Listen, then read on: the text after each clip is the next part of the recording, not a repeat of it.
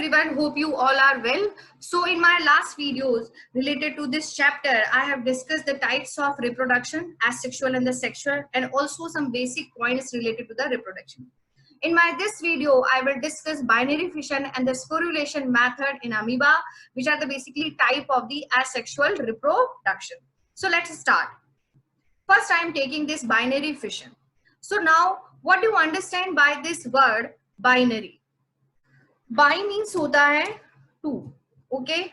And now fission, F-I-S-S-I-O-N. Fission means होता है division.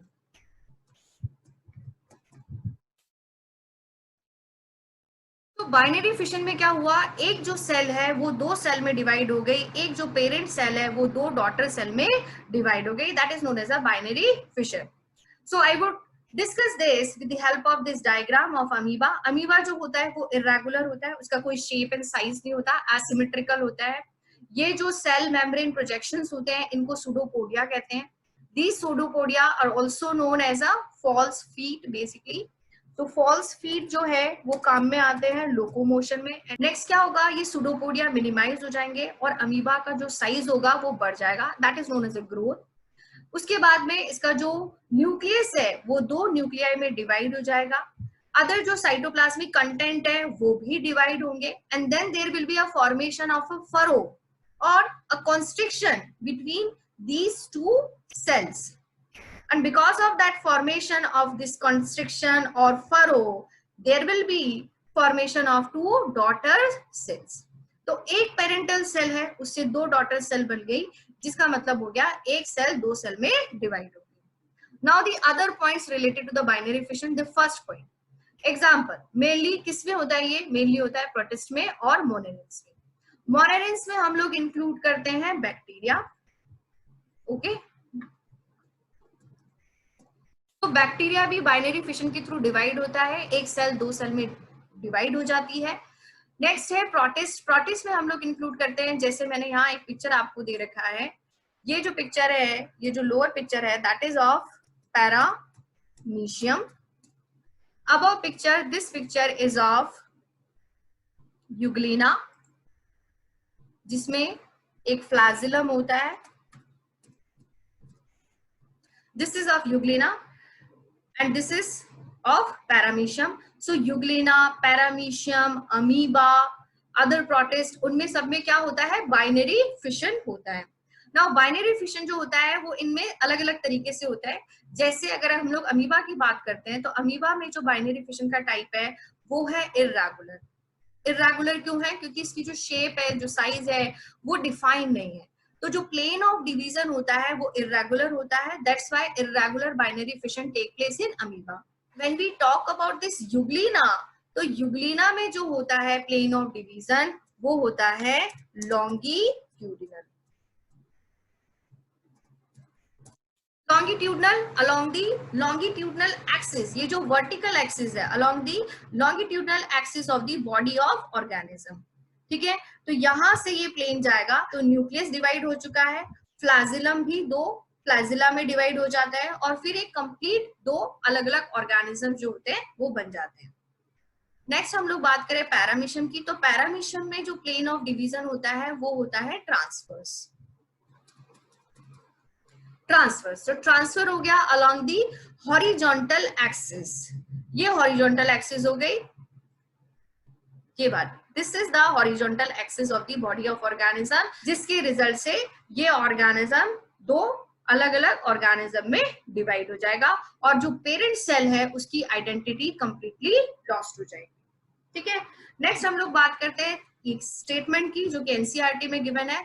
In these, the cell division is itself a mode of reproduction. It means what? It means कि cell division और reproduction in case of unicellular organism is same. अगर हम लोग cell division की बात कर रहे हैं तो मतलब रिप्रोडक्शन हो रहा है.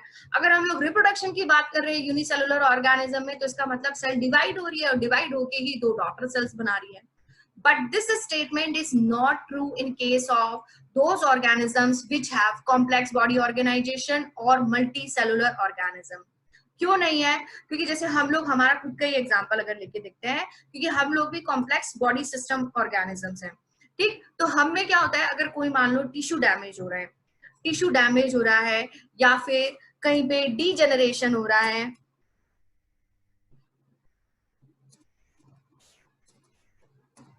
या कोई सेल जो है वो डेड हो रही है या कहीं डैमेज हो रहा है, तो इन सब केसेस में क्या होगा, न्यू सेल्स फॉर्म होगी।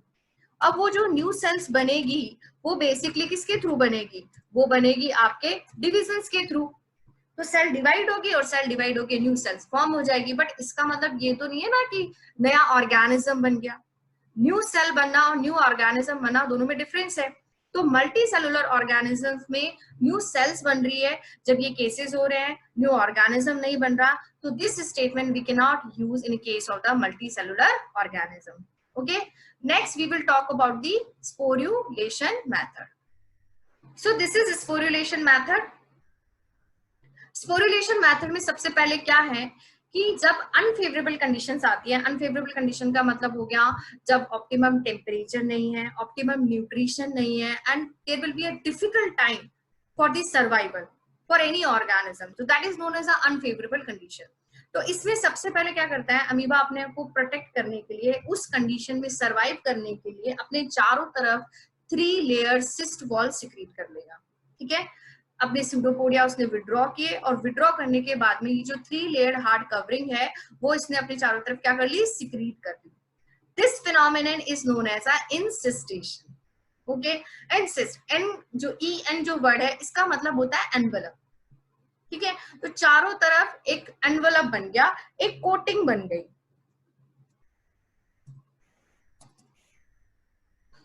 सिस्ट फॉर्मेशन हो गया।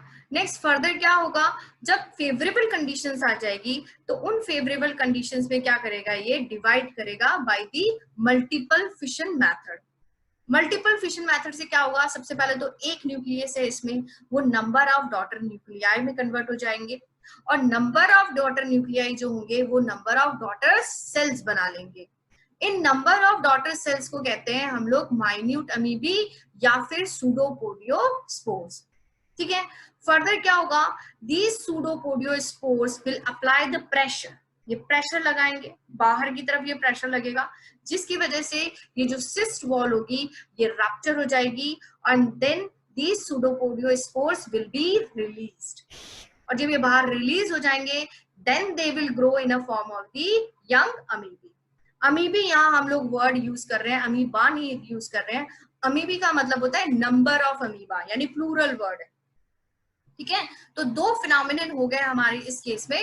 वन इज द एंसिस्टेशन जिसमें कि एक सिस्ट फॉर्म हो रही है जो कि इसको कवर कर रही है, and second one is the sporulation, sporulation जिसमें कि सूडोपोडियोस्पोर्स बन रहे हैं, वो रिलीज होंगे और रिलीज होंगे क्या बना देंगे, young amoeba. So these are 2 asexual reproduction methods in the amoeba by which it can reproduce.